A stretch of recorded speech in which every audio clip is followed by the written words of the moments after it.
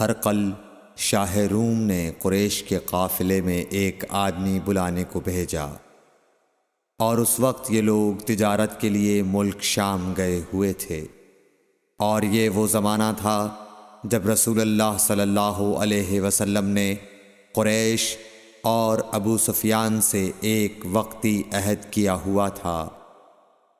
جب ابو سفیان اور دوسرے لوگ ہرقل کے پاس ایلیا پہنچے جہاں ہرقل نے دربار طلب کیا تھا، اس کے گرد روم کے بڑے بڑے لوگ، علماء، وزراء و امراء بیٹھے ہوئے تھے۔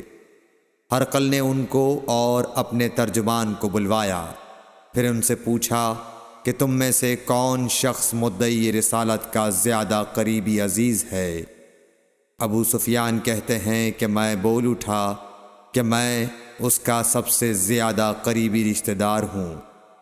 یہ سن کر ہرقل نے حکم دیا کہ اس ابو سفیان کو میرے قریب لا کر بٹھاؤ اور اس کے ساتھیوں کو اس کی پیٹھ کے پیچھے بٹھا دو۔ پھر اپنے ترجمان سے کہا کہ ان لوگوں سے کہہ دو کہ میں ابو سفیان سے اس شخص یعنی محمد صلی اللہ علیہ وسلم کے حالات پوچھتا ہوں، اگر یہ مجھ سے کسی بات میں جھوٹ بول دے تو تم اس کا جھوٹ ظاہر کر دینا۔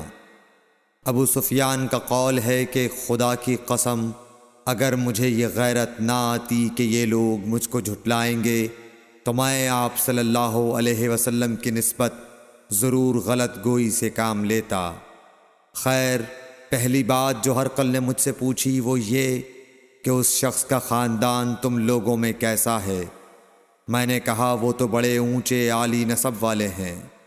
کہنے لگا اس سے پہلے بھی کسی نے تم لوگوں میں ایسی بات کہی تھی؟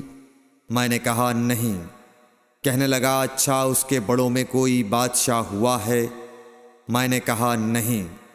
پھر اس نے کہا بڑے لوگوں نے اس کی پیروی اختیار کی ہے یا کمزوروں نے؟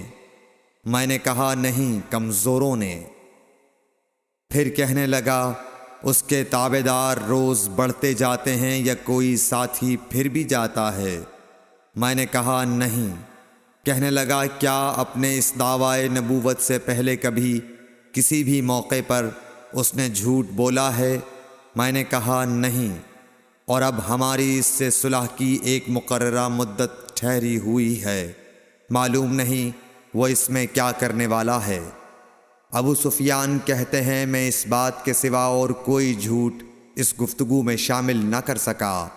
ہرقل نے کہا کیا تمہاری اس سے کبھی لڑائی بھی ہوئی ہے؟ ہم نے کہا کہ ہاں۔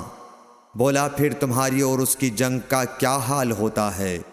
میں نے کہا لڑائی ڈول کی طرح ہے، کبھی وہ ہم سے میدان جنگ جیت لیتے ہیں اور کبھی ہم ان سے جیت لیتے ہیں۔ ہرقل نے پوچھا وہ تمہیں کس بات کا حکم دیتا ہے؟ میں نے کہا وہ کہتا ہے کہ صرف ایک اللہ ہی کی عبادت کرو، اس کا کسی کو شریک نہ بناؤ، اور اپنے باپ دادا کی شرک کی باتیں چھوڑ دو، اور ہمیں نماز پڑھنے، سچ بولنے، پرہیزگاری اور صلہ رحمی کا حکم دیتا ہے۔ یہ سب سن کر پھر ہرقل نے اپنے ترجمان سے کہا کہ ابو سفیان سے کہہ دے کہ میں نے تم سے اس کا نسب پوچھا تو تم نے کہا کہ وہ ہم سے عالی نسب ہے، اور پیغمبر اپنی قوم میں عالی نسب ہی بھیجے جایا کرتے ہیں۔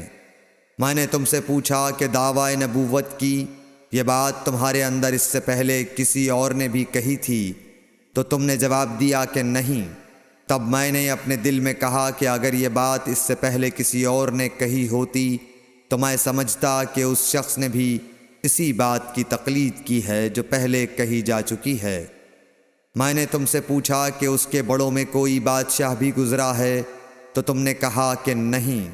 تو میں نے دل میں کہا کہ ان کے بزرگوں میں سے کوئی بادشاہ ہوا ہوگا تو کہہ دوں گا کہ وہ شخص اس بہانے اپنے آباء و اجداد کی بادشاہت اور ان کا ملک دوبارہ حاصل کرنا چاہتا ہے۔ اور میں نے تم سے پوچھا کہ اس بات کے کہنے یعنی پیغمبری کا دعویٰ کرنے سے پہلے تم نے کبھی اس کو دروغ گوئی کا الزام لگایا ہے؟ تم نے کہا کہ نہیں۔ تو میں نے سمجھ لیا کہ جو شخص آدمیوں کے ساتھ دروغ گوئی سے بچے وہ اللہ کے بارے میں کیسے جھوٹی بات کہہ سکتا ہے۔ اور میں نے تم سے پوچھا کہ بڑے لوگ اس کے پیرو ہوتے ہیں یا کمزور آدمی؟ تم نے کہا کمزوروں نے اس کی اتباع کی ہے، تو دراصل یہی لوگ پیغمبروں کے متبعین ہوتے ہیں۔ اور میں نے تم سے پوچھا کہ اس کے ساتھی بڑھ رہے ہیں یا کم ہو رہے ہیں؟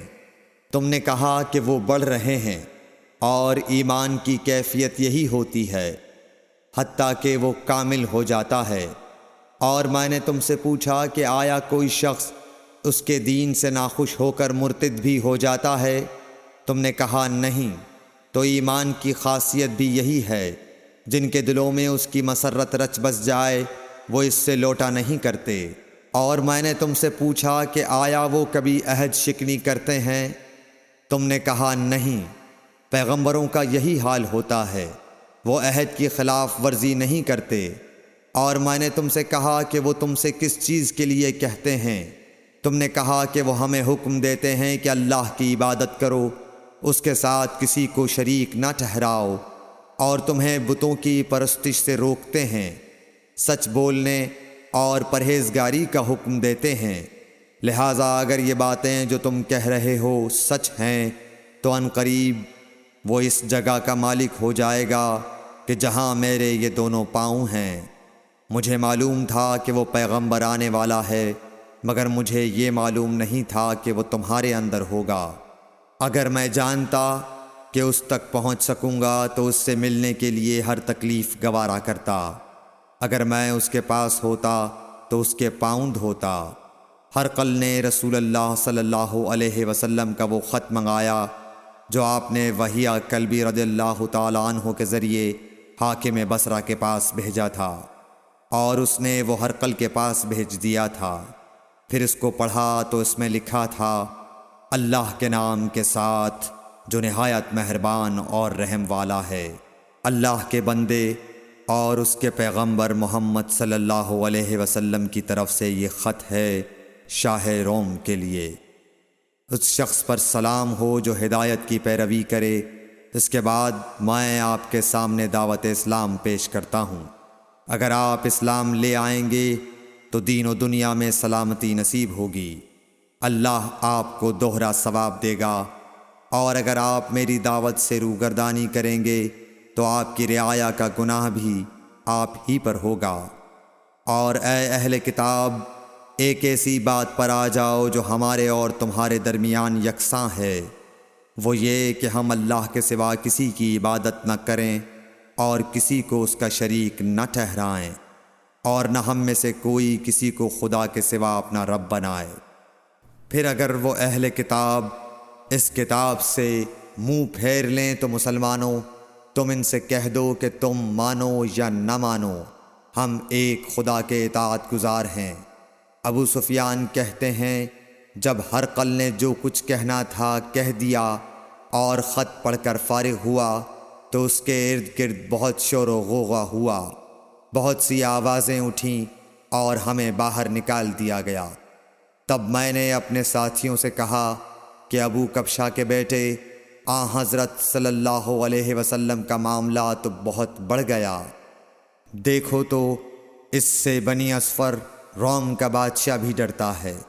مجھے اس وقت سے اس بات کا یقین ہو گیا کہ حضور صلی اللہ علیہ وسلم عنقریب غالب ہو کر رہیں گے، حتیٰ کہ اللہ نے مجھے مسلمان کر دیا۔ راوی کا بیان ہے کہ ابن ناطور ایلیا کا حاکم ہرقل کا مصاحب اور شام کے نصارہ کا لاٹ پادری بیان کرتا تھا کہ ہرقل جب ایلیا آیا ایک دن صبح کو پریشان اٹھا تو اس کے درباریوں نے دریافت کیا کہ آج ہم آپ کی حالت بدلی ہوئی پاتے ہیں، کیا وجہ ہے؟ ابن ناطور کا بیان ہے کہ ہرقل نجومی تھا، علم نجوم میں وہ پوری مہارت رکھتا تھا۔ اس نے اپنے ہم نشینوں کو بتایا کہ میں نے آج رات ستاروں پر نظر ڈالی تو دیکھا کہ ختنہ کرنے والوں کا بادشاہ ہمارے ملک پر غالب آ گیا ہے۔ بھلا اس زمانے میں کون لوگ ختنہ کرتے ہیں؟ انہوں نے کہا کہ یہود کے سوا کوئی ختنہ نہیں کرتا، سو ان کی وجہ سے پریشان نہ ہوں۔ سلطنت کے تمام شہروں میں یہ حکم لکھ بھیجیے کہ وہاں جتنے یہودی ہوں سب قتل کر دیے جائیں۔ وہ لوگ انہی باتوں میں مشغول تھے کہ ہرقل کے پاس ایک آدمی لایا گیا جسے شاہ غسان نے بھیجا تھا۔ اس نے رسول اللہ صلی اللہ علیہ وسلم کے حالات بیان کیے۔ جب ہرقل نے سارے حالات سن لیے تو کہا کہ جا کر دیکھو وہ ختنہ کیے ہوئے ہے یا نہیں۔ انہوں نے اسے دیکھا تو بتلایا کہ وہ ختنہ کیا ہوا ہے۔ ہرقل نے جب اس شخص سے عرب کے بارے میں پوچھا تو اس نے بتلایا کہ وہ ختنہ کرتے ہیں۔ تب ہرقل نے کہا کہ یہی محمد صلی اللہ علیہ وسلم اس امت کے بادشاہ ہیں جو پیدا ہو چکے ہیں۔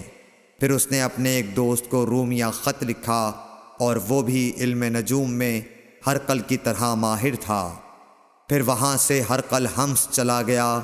ابھی حمص سے نکلا نہیں تھا کہ اس کے دوست کا خط اس کے جواب میں آ گیا۔ اس کی رائے بھی حضور صلی اللہ علیہ وسلم کے ظہور کے بارے میں ہرقل کے موافق تھی کہ محمد صلی اللہ علیہ وسلم واقعی پیغمبر ہیں۔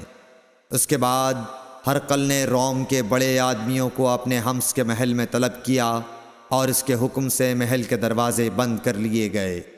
پھر وہ اپنے خاص محل سے باہر آیا اور کہا، اے روم والو، کیا ہدایت اور کامیابی میں کچھ حصہ تمہارے لیے بھی ہے؟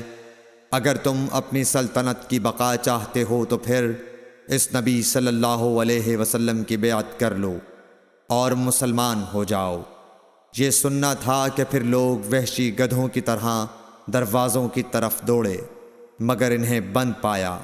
آخر جب ہرقل نے اس بات سے ان کی یہ نفرت دیکھی اور ان کے ایمان لانے سے مایوس ہو گیا تو کہنے لگا کہ ان لوگوں کو میرے پاس لاؤ۔ جب وہ دوبارہ آئے تو اس نے کہا، میں نے جو بات کہی تھی اس سے تمہاری دینی پختگی کی آزمائش مقصود تھی، سو وہ میں نے دیکھ لی۔ تب یہ بات سن کر وہ سب کے سب اس کے سامنے سجدے میں گر پڑے اور اس سے خوش ہو گئے۔ بالآخر ہرقل کی آخری حالت یہی رہی۔ صحیح بخاری حدیث نمبر 7۔